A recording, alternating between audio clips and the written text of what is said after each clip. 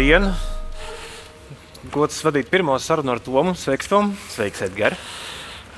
Iesildoties divi ģenerālāki jautājumi, pēc tam mēs iesim pie daudz speciālākiem jautājumiem. Kapitālais remonts tādā tavā ieskatā, tas bija tā kā kaut kā cēlonis vai kaut kā sekas?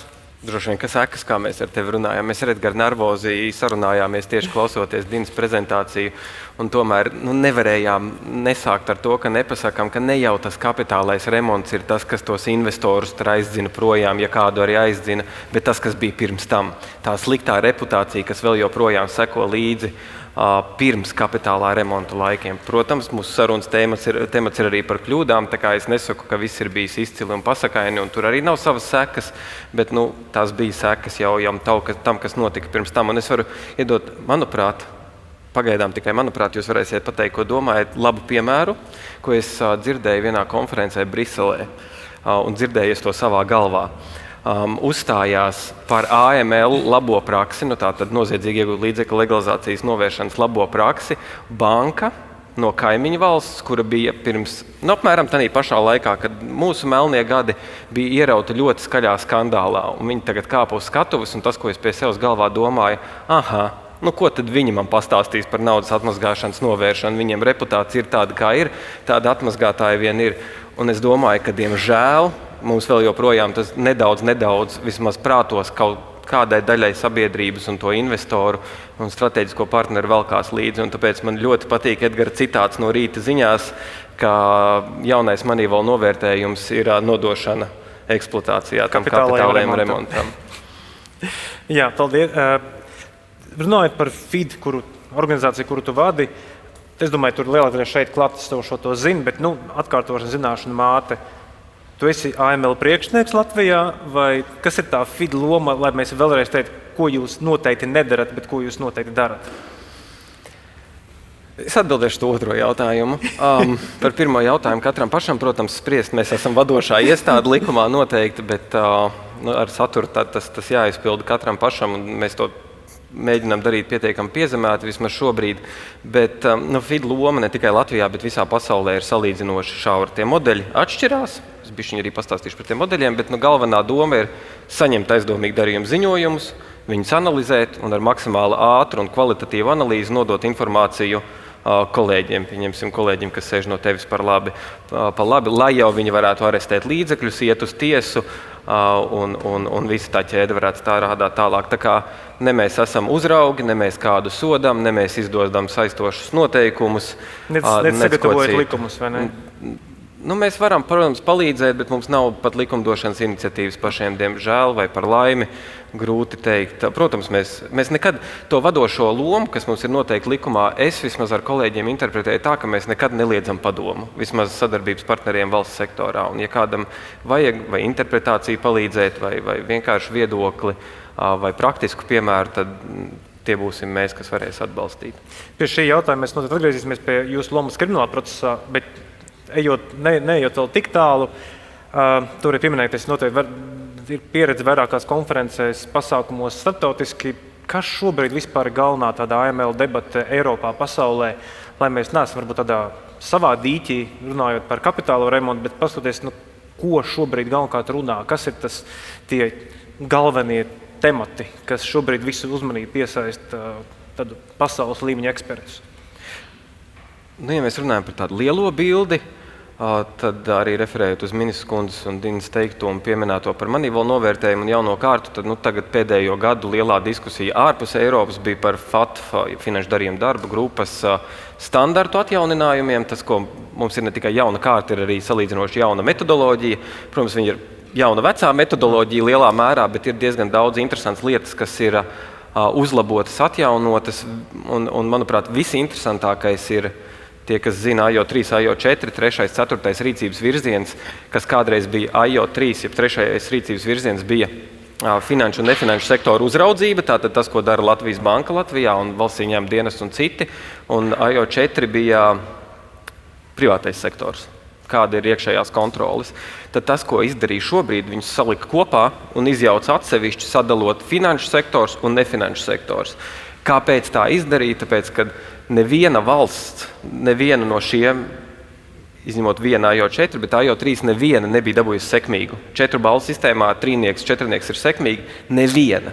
Un, lai dotu iespēju kādam to sekmīgo vērtējumu saņemt tieši uz finanšu sektoru, lai tas nefinanšu sektors nepavalk uz leju, viņus sadalīja finanšu, nefinanšu. Tā kā mēs esam pirmā valsts pēc jaunās metodoloģijas, kam ir iespēja, liela vai maza, to es jums pateikšu pēc apmēram gada, dabūt to sekmīgo vērtējumu, un tas arī, man liekas, tad būtu tas pats izcilākais reklāmā investīciju piesaistē. Un, ja mēs runājam par tādām praktiskām lietām, arī tas, ko tu droši vien dzirdīji gan EFIP, gan citās platformās, ir virtuālie IBANi, ko mēs Latvijā vēl ļoti maz saskaramies, banking as a service, un tagad arī Latvijā mums parādās, bet tā ir Eiropā diezgan liela problēma, ir saucās white label ATMs, jeb es pat nezinu, kā viņus noteikt, bezuzraksta bankomāti, kas nepieder nevienam, bet atļauj darīt visu to pašu, ko atļauj darīt bankomāts principā. Vai ir citi white label produkti, kur tu nevari saprast īsti, kas kam pieder, zīmola realitātei, kas strādā.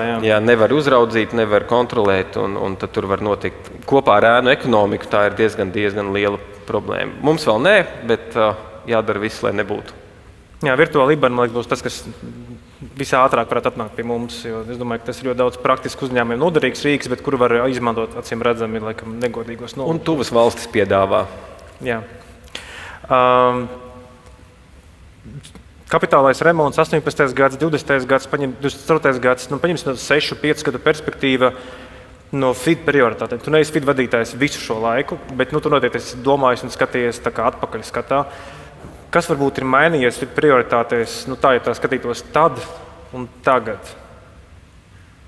180 grādi viss ir mainījies.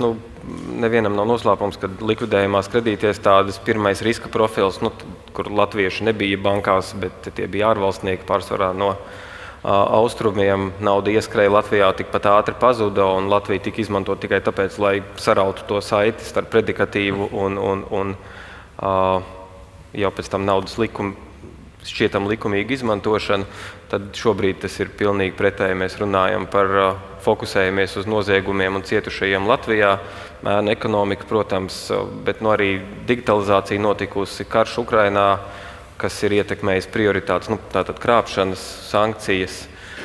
Tā kā pilnīgi citādāk tā bilde izskatās. Jums jākļūst arī digitālākiem, vai ne? Jāmēģina.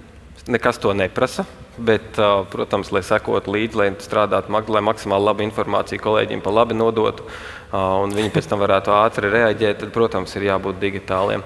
Arī konferencēs viens no tematiem, protams, ir artificial intelligence, un kā tagad sliktie izmanto artificial intelligence, un valsts iestādes netiek līdzi, jo kāds ir izdomājis, ka tā ir sacensība, bet īsti jau sacensība tā nav. Ja krāpnieki izmanto artificial intelligence, lai ģenerētu zvanus, balsis un attēlus, nav tā, ka man ir jāuztaisa labāks. Man ir jāliek kaut kas pretīm, lai noķertu. Un to mēs arī darām. Mums arī ir mašīnu mācīšanās mehānismi, ko esam stāstījuši, lai palīdzētu noķert. Un maksimāli šobrīd tas fokus ir, lai atvieglotu mazas intelektuālās kapacitātes darbus un to pašu resursu novirzītu jau uz sarežģītākiem darbiem, kur to cilvēku prātu vēl vajag. Par pašu galveno, ko FID nodarbojas, ziņojumi par aizdomīgiem darījumiem. Jā. 4. ziņotāji ir klāt, ir daži vairāk, daži mazāk. Kas tu šobrīd teiktu tādi galvenās kļūdas vai pozitīvais vai kaut kādi novērojumi, ko redz, vai pēc tā tas ir vairāk ārvalstu, vietēji elementi, kas vairāk ziņo, kas vismazāk ziņo, tāds aizdomīgo darījumu portrets šobrīd. Varbūt arī negatīvais, varbūt arī pozitīvais. Ziņo, protams, visvairāk bankas. Es domāju, Latvijai tas ir arī loģiski un tuvākajos gados īpaši citādāk. Tas nebūs maksājuma iestādes, mums ir salīdzinoši maz. Cerams, kādreiz tas viss mainīsies vai kāds liels kripto uzņēmums atnāks Latvijā vai kaut kas, lai to mūsu darbu padarītu vēl asāku un interesantāku. Bet šobrīd tās ir bankas, nodokļu noziegumi, bet ziņošana ir ļoti augstā uz šodienu, ļoti augstā kvalitātē ar pietiekami maziem izņēmumiem. Bet, protams, es teiktu, ka lielākā mūsu problemātika ir nefinanšu sektora ziņošana. Un es negribu kritizēt nefinanšu sektoru, ka tas ir par maz vai ka visiem ir klienti, kas kaut ko nelikumīgi dara. Bet kaut kur jau viņi ir, un nav tā, ka viņi neizmanto nefinanšu sektora pakalpojumus. Atkal tā nav Latvijas problēma, bet es jau Edgaram, kamēr pirkām kafiju lejā, minēju statistiku. Pagājušajā gadā no zvērinātiem advokātiem 5 aizdomīgi darījumi ziņojumi, un tie, kas ir ziņojuši, jūs zināt, cik jūs esat ziņojuši, un cik tad ir ziņojuši visi pārējie. Un tie, kas ziņo, pārsvarā ir advokātu biroji ar pietiekami zemu riska apetīti, un tas nozīmē, ka kaut kur kaut kas tomēr neatnāk. Šogad tāds ir viens. Un no juristiem, kas nebija arī aktīvi anketas aizpildīšanā, ja mēs salīdzinām ar advokātiem, pagājušajā gadā un šogad 3 ceturkšņos Edgars neuzminēja, cik tu minēji, Edgar, 10? Jā, ir precīzi 0. Un ja mēs vēl ieskaitām, vēl vienu gadu iepriekš ir precīzi 0, vēl vienu gadu iepriekš ir precīzi 0. Pilnīgi neviens ziņojums. Es saprotu, ka tas ir sarežģīti, tas ir laikietilpīgi, negribās to darīt, bet tas nav attaisnojums. Ja mēs izvēlamies tādu profesiju un iekrīt kāds klients, tāds, ko nevajadzētu apkalpot, lūdzu. Arī, protams, nedaudz kritiku manā dārziņā vai fit dārziņā, ja ne savā, tad tā ziņošanas forma ir bijusi sarežģīta. Jā, Es esmu dzirdējis, ka saka, ka bankām tādas pašas prasības kā parastam juristam. Tā gluži nav. Un šobrīd mēs arī esam uztaisījuši jaunu ziņošanas formu kopā ar juristiem, ar nefinanšu sektoru pārstāvjiem, kas ir atvieglota, un tai nevajadzētu aizņemt tiešām pirmo reizi stundu, otro reizi uz pusi vēl mazāk. Tā kā, ja tas ir bijis tas, kas attur, tad laipni lūgti nākt vēlreiz un mēģināt vēlreiz. Un mēs vienmēr, ja zvanīsiet, vienmēr palīdzēsim un iziesim cauri, kā to visu izdarīt, lai tas ziņojums atnāktu pie mums. Minēja banku iesniegt aizdomīgie darījumi dominē, kas, laikam, starptautiski tas tā laikam arī normāli būtu, vai ne? Mums nav nekāda anomālija pret tādu. Ir atkarīgs. Kā jau es teicu, tas standarts FATFā tika mainīts, lai nefinanšu sektors nevilktu uz leju finanšu sektoru vērtējumu, bet ir ļoti atkarīgs no valsts. Ja mēs paskatāmies finanšu centrus, cik ļoti dažādi ir finanšu centri, vai ne? Ir tādi, kas ir finanšu centri, kam ir bankas, kam ir maksājuma iestādes, un tad ir tādi finanšu centri, kā ir, labi, nesaukšu nevienu valsti vārdā, bet tādi, kas ražo tikai uzņēmumus, ko izmanto pēc tam visa cita pasaule, un ir tādi, kas piedāvā trusta pakalpojumus. Un tikko bija trusta pakalpojums, labi, tur es varu minēt, tā ir Džersija, pieņemsim, kas ir slavena ar saviem trustiem, uzticamajiem, un viņiem ir viens no labākajiem novērtējumu vēsturē. Un tur galvenie ziņotāji ir nevis bankas, bet tieši trusta pakalpojumu sniedzēji, vai dibinātāji, vai juristi. Tas ir ļoti atkarīgs no tā profila. Arī Maltā, pieņemsim, kas, lai gan ir arī finanšu laikam centrs, varētu teikt, vai azartspēļu online centrs, viņiem ir tāds ļoti interesants regulējums, kad jurists, kas dibina uzņēmumu, vai tā mūsu profesionālā valodā TCSP, kas dibina uzņēmumu, viņš ir krimināli atbildīgs, ka to uzņēmumu neizmantos noziedzīgi iegūt līdzekļu legalizācijai vai citam finanšu noziegumam. Līdz brīdim, kamēr viņš neatdod to atbildību jau nākamajam juristam. Tā kā viņi ziņo, un viņi ziņo daudz, un tur ļoti daudz arī kvalitatīvu materiālu no turienes viņiem fidā iznāk. Bet mūsu, kā jau es teicu, pie mūsu situācijas bankas ir tas, ko mēs sagaidām, un tas ir arī loģiski, bet nefinanšu sektors bišķiņ aktīvāks varētu. No tiem banku iesniegtajiem aizdomīgiem darījumu ziņojumiem tu kaut kā novēro to sabiedrībā kultivēto pārcentību, vai ne ļoti? Atsevišķi gadījumi, protams, ir. Es varu vienu nosaukt, savu mīļāko, briesmīgāko piemēru, ko mēs esam redzējuši, un pēc tā piemēra mēs arī bankai piezvanījām. Man liekas, tā banka arī šeit ir. Tu esi ieinteresējies viss. Vai arī nav. Bet tā bija banka. Tā bija viena banka, kas noziņoja par klientu saimnieciskās darbības veicēju pensionāru, kas adīja zeķes un pārdeva tās zeķes un iesniedza viņas. Pēc tam iemaksāja to naudu skaidrā naudā. Tur tas apjoms beigās bija ne ļoti, ļoti maziņš, bet tāpatās maziņš. Un par to tika noziņots, lai gan cilvēkam tika aizvērts konts pēc tam. Bet tādi gadījumi ir bijuši izcili reti, un nav tā, ka tas tur viens vainīgais būtu vai visi būtu vainīgi. Tiešām tie gadījumi ir izcili reti, un bieži arī medijos tieši tie, kas ir bijuši, tie, kas eskalējās, un arī komentāros tie negatīvie ir bijuši tieši tādi. Šis saucamais Latvijas finanšu centra mantojums ir pirms kapitāla remonta ēras ziņojuma un iesaldēšanas.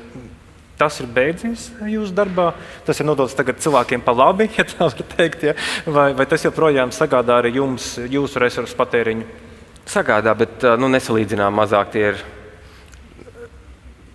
apmēram 2 pilnu laika analītiķi, varētu teikt, ne vairāk, salīdzinot ar to, kā tas bija pirms 2-3 gadiem. Tas ir īpaši pirms 3 gadiem, tas ir pilnīgi nesalīdzinām. Kaut kas vēl paliek, bet ļoti, ļoti maz un pārsvarā tas ir kolēģi pa labi pusē. Jā. Dažkārt mēs ziņojam, bankas, nebankas, kurš vairāk, kurš mazāk. Un kādreiz kāpēc mums nav atgriezeniskās saiknes no FIDE? Mēs noziņojām kapa klusums. Vai arī kaut kāda rīcība notiek? Vai, kā tu redzi to izaicinājumu dot atgriezenisko saiti par to ziņojumu pašu par sevi, kaut kā kolektīvi vai individuāli, kaut kāda esošā praksa, varbūt mēs nezinām, kāds varbūt, ko tu pat vari pateikt? Ir ļoti atkarīgs no ziņotāja. Mēs sniedzam kredītiestādēm atgriezenisko saiti, lielākajiem ziņotājiem nefinanšu sektorā arī. Mums ir konkrēts ziņojums slieksnis, pie kura mēs sākam sniegt atgriezenisko saiti. Ja tas būtu 1 vai 2, tad mēs tikai to darītu. Tas ir vienkārši neiespējami. Bankām mēs pasakām, kurus izmantoja, kurus neizmantoja, bet mēs to darām ļoti piesardzīgi, jo tā problēma, ko es esmu redzējis citur, ir īpaši, ja ir tāda immediate, uzreiz tā atgriezeniskā saite, piemēram, e-pasta formā šo ziņojumu izmantojām. Tad uzreiz tas ziņotājs sapriecājās, ka šo izmantoja un sāk ģenerēt tieši tādas pašas un visu pārējo aizmirst. Bet tas, ko mēs šoreiz sakām, ir, šos mēs izmantojām, bet šos mēs izmantojām tāpēc, ka jūs izdarījāt izcilu darbu. Jo bieži arī slikts ziņojums var tikt izmantots, tāpēc, ka kāds cits ir izdarījis ļoti labu darbu un viņš savalkās kopā. Tur ir ļoti, ļoti daudz nianses. Un tā, ka viens cilvēks, kā mēs to saucam, iniciatīvais ziņotājs, atnāk no malas, noziņo mums iesnieguma formā un tagad pareiz prasīt, ko Fits ir izdarījis, tā nekad nebūs. Un es jums varu iedot praktisku piemēru, kāpēc. Opozīcijas politiķis noziņo par visiem koalīcijas politiķiem, finanšu izlūkošanas dienestam un katru mēnesi prasa, uzsākāt lietu, sākāt kaut ko darīt. Jūs piekritīsiet, ka tas nebūtu loģiski, ja mēs tagad katru nedēļu atskaitītos, uzsākām vai nē. Un tas var būt vai tā ziņojuma dēļ, tas var būt dažādu lietu dēļ, un to varētu izmantot arī nepareiziem mērķiem. Finanšu izlūkošanas dienests arī, ja jūs redzēsiet naudas atmazgāšanas lielās lietas mēdījos, jūs diez vai bieži redzēsiet finanšu izlūkošanas dienestu nosaukumu tur, un tas nav tāpēc, ka mēs nepiedalāmies lietās, tas ir tāpēc, ka nav jāzina, kurās lietās un ko finanšu izlūkošanas dienests dara. Tāpēc, ka mēs neesam iestāde ar kriminālu procesu obligātumu un nav paredzēts arī būt publiskai, kā tas ir citām iestādēm. Runājot par šo kriminālu procesu obligātumu, nereti arī kolēģi advokāti saka, ka tur krimināla procesā, kas tiek uzsākts vēlāk par 105. pantu, ka to FIDE kaut kādu materiālu uzskata par tādu kā krimināltiesisko vainas pierādīšanu, ka tā nav tikai ka tur ir principā objektīvā puse faktiski pierādīta ar FIDE dokumentu. Kā tu redzi tāda jūtīga tēma, bet kur ir tā robeža un kā tu redzētu no FIDE perspektīvas, kā FIDE materiāls būtu jāizmanto krimināla procesā? Atkarīgs no materiāla. Mēs, protams, sūtam dažādas materiālus. Ir tie, kas tagad saucās atzinumi, un tad pēc krimināla procesa 133. panta procesa virzītājs var jau lemt, vai izmantot viņu vai atzīt par atzinumu vai nē. Tur pārsvarā ir lielas salīdzinošas naudas atmazgāšanas schēmas, vai arī ļoti vienkāršas, precīzi krāpšanas, kur pēc tam ir naudas atmazgāšana. Tie ir tie lielākoties gadījumi. Tos arī tiesas atzīst par pierādījumiem. Manuprāt, tas ir ļoti loģiski. Un ne jau tur atsaucas uz kaut kādiem dokumentiem ir tas pierādījums. Pierādījums ir tieši finanšu izlūkošanas dienesta analīze, un uz ko balstās finanšu izlūkošanas dienesta analīze ir uz faktiem pārsvarā, kas ir sekošana naudai. Mēs lejā nopirkām kafiju, mēs ļoti skaidri zinām, kur tā nauda aizgāja, un tā mēs viņai izsekojam līdz, to visu aprakstam un sniedzam savu vērtējumu. Tas ir arī tas, ko izmanto, bet vai tas, es esmu dzirdējis jautājumu, vai tas būtu varbūt vienīgais pamats notiesāt. Tā īsti sistēma nav būvēta, tāpēc mēs neesam krimināli procesuāli iestādi. Ļoti retās valstīs finanšu izlūkošanas dienests ir vai izmeklētāji vai prokurori, ļoti burtiski 2 izņēmumi tādi ir. Bet es neteikšu, ka noteikti tā nevar. Varbūt ļoti vienkāršā krāpšanas schēmā tas būtu arī loģiski, lai to valsts resursu taupītu, kur skaidrs, bet tādās vienmēr nopratināt cilvēku. Tā vajag pajautāt viņa viedokli, līdz ar to tā, ka FIDE mēs nevienu nepratinam, tā kā diez vai pavisam vienīgais tas būs. Bet daļai izmantot, es domāju, tā ir tikai labā praksa, un es neredzu, ka kādam būtu iebildumi pret to. Es neredzu, kāpēc. Jautājumi no zāles. Pirmais būtu tāds vispārīgāks jautājums, kā skaidroja to, ka kapitāliem remontam nav praktiski nekāda ietekme uz Latvijas ēnu ekonomikas līmeni. Bet tam jau arī kapitālais remonts nebija domāts. Pirmā atbilde, otrā atbilde, kā tā nav. Un kāpēc nav? Atkal varbūt kāds no tiem 18%, kas piedalījās kapitāla remontā, laikam nezināja, kas tas kapitālais remonts ir. Bet, protams, ka ir gan kapacitāte, gan resursi muitas policijai, FIDam. Arī mēs fokusējamies uz lielām ēnu ekonomikas lietām, nodokļu noziegumu, nevis ēnu ekonomiku plašākā nozīmē. Tā kā noteikti, ka ir, un pagājušo gadu ir ļoti būtisks kritums no 26 kaut kas uz 23 kaut kas. Tā kā es neteiktu, ka nav, bet galvenais fokus jau kapitāliem remontam bija bieži tieši tas nekontrolētais reģionālais finanšu centrs un tā ietekme pārobežu plūsmas. Jā, tieši sakārtot to. Te vēl jautājums, kā ar autotirgotāju ziņojumiem par darījumiem skaidrā naudā, vai tādi vispār ir? To, ka numāts sliekšņa deklarācijas, vai ne? Ne, autotirgotāji ir arī likuma subjekti. Jā, tas nāk nevis no FATF, bet no Eiropas Savienības direktīvas. Viņi ir likuma subjekti, ja tirgo mašīnu virs 10 000 skaidrā naudā.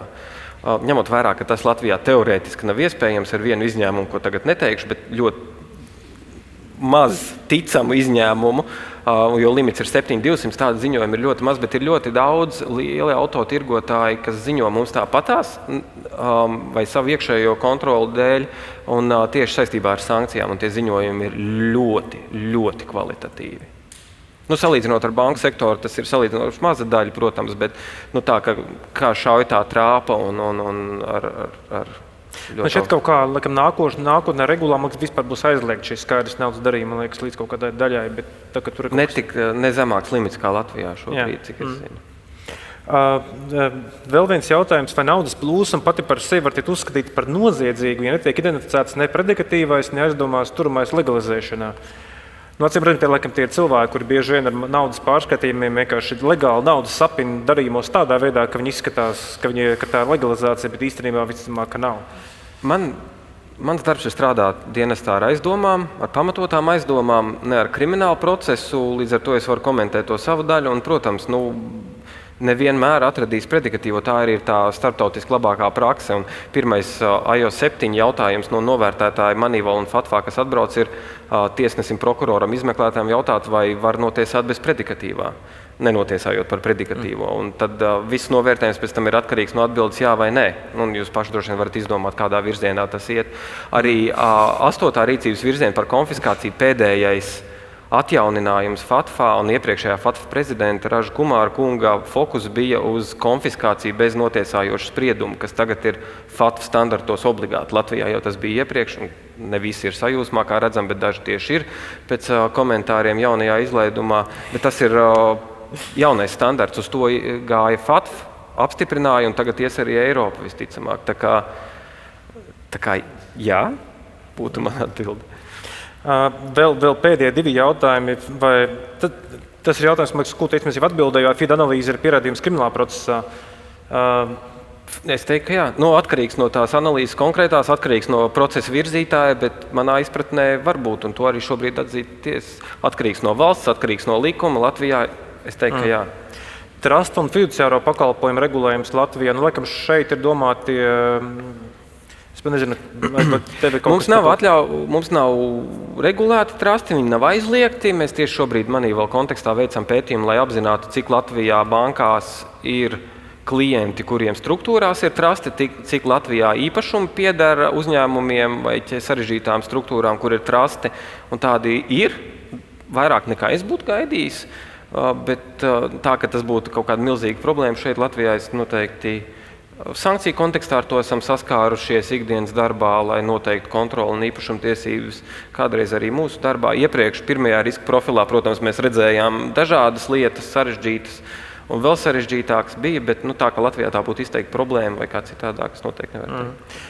Es mazliet pārfrāzēšu šo jautājumu. Kā tu vispār vērtē, var starptautiskās prakses kaut kur atmiņā, kaut kas tāds ir?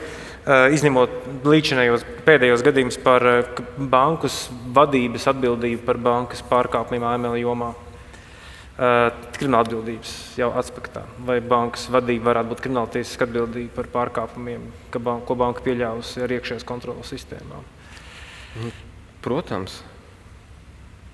Tur, protams, tas ir jāpierāda, bet, protams, mēs redzējām ne tikai Latvijā. Latvijā šobrīd ir aktīvas lietas, ja es nemaldos, ir bijusi kaimiņu valstīs lietas. tā pašā Maltā, man šķiet, ir bijusi lieta pret vadītājiem, ir administratīvi sodīti un arī krimināli sodīti, protams. Tā kā likumi jāievēro. Paldies tev par sarunu. Mēs nedaudz pārterējam laiku, bet tas laikam piedodami. Paldies par jautājumiem. Visus arī centos nosekt. Paldies, Tom. Paldies, Edgar. Paldies, kolēģi.